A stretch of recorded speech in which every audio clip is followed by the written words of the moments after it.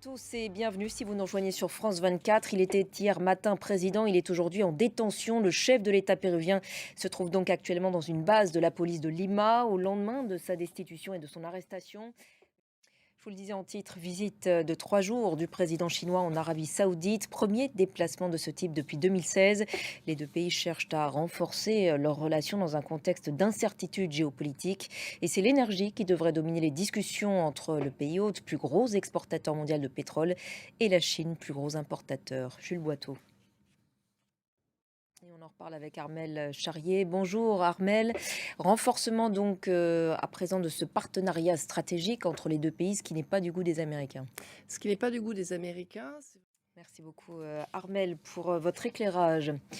La répression se poursuit en Iran. Première exécution par pendaison ce matin d'un homme reconnu coupable d'avoir participé aux manifestations anti-régime.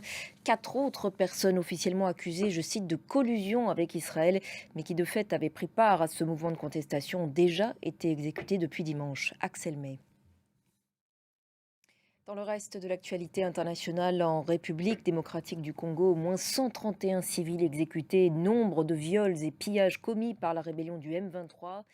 Également à la une de l'actualité, l'Ukraine où la guerre, vous le savez, a largement perturbé l'approvisionnement mondial de céréales, ce qui fait craindre de nombreuses famines, notamment en Afrique. La Russie est d'ailleurs accusée d'avoir volé une grande partie du blé ukrainien destiné au reste du monde. C'est ce que démontrent des images de la NASA. Diane Schlinger. Premier signe de retour à la normale à Pékin au lendemain d'une annonce d'un assouplissement de la politique zéro Covid de la Chine. Voilà, et puis en ce 8 décembre, comme chaque mois, une grosse pensée pour notre confrère, le journaliste Olivier Dubois, détenu depuis maintenant 20 mois au Mali.